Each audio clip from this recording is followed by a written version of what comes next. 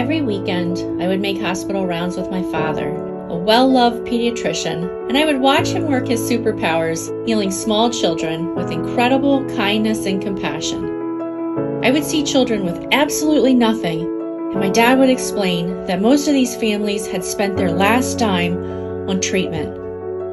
How could a box of crayons be a luxury item? I knew I could help.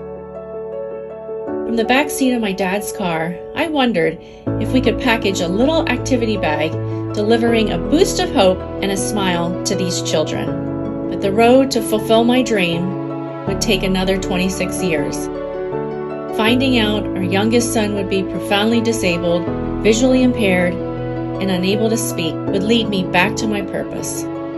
Looking out the hospital window years later, it was like time had frozen. Children were still laying in hospital beds with no activity and little joy. Now I was a mom on a mission.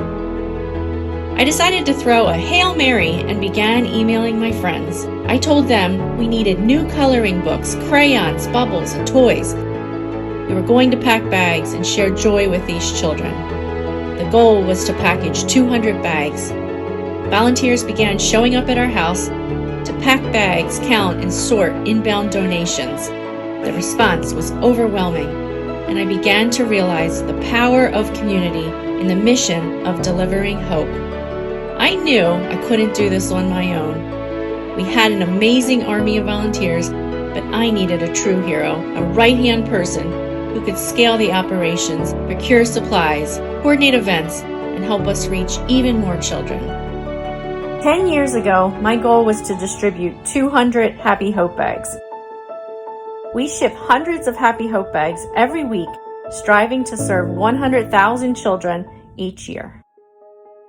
It was my morning routine to stand in front of the produce department and look out over the store.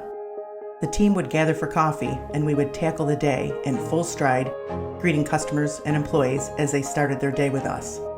For days on end, I would see this woman come into the store with this tiny little guy, dressed in his khakis, button-down sweater, and his little bow tie. I never knew they made tiny little walkers. She would lean over him and slide her foot behind his to help him take steps.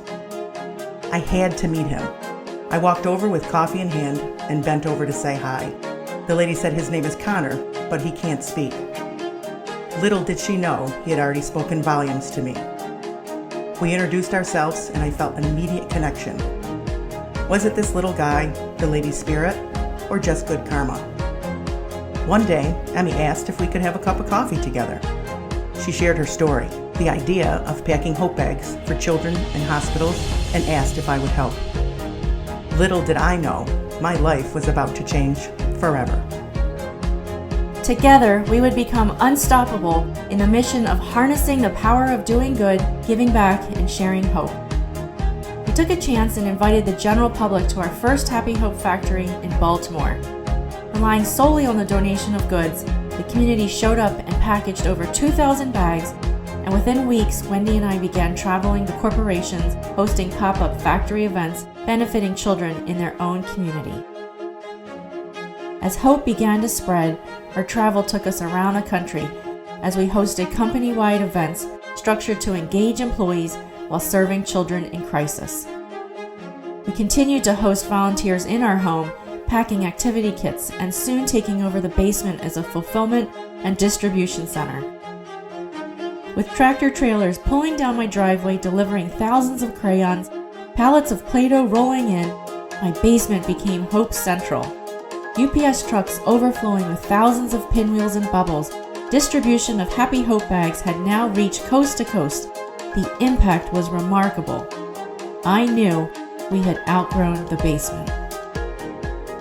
It was Emmy's dream as a child to have a space where every day communities could come together to do good. The Happy Hope Factory opened in May 2018 to provide meaningful and engaging opportunities for community and corporations nationwide to play it forward. Thousands of Happy Hope kits, Hope coloring projects, and Hope Cares kits are delivered and packed in team-building events. These kits provide a much-needed boost of hope. The factory is home base for all operations, and most importantly, the heartbeat of how we share hope. Together, through remote, hybrid, and on-site team building volunteer events, we've served over 500,000 children together. I can't believe we are celebrating 10 years of serving children nationwide and internationally. We are most grateful for your support. Emmy, could you have ever imagined? It's just amazing. And so from the bottom of my heart, I want to thank you so very much for choosing to be a hero, for sharing hope with children in crisis, and of course, for making a difference. So here's our challenge for the next 10 years. Won't you continue to share a boost of hope using your hands, your heads, and your hearts? From both of us, thank you. Thank you. Thank you, Happy Help.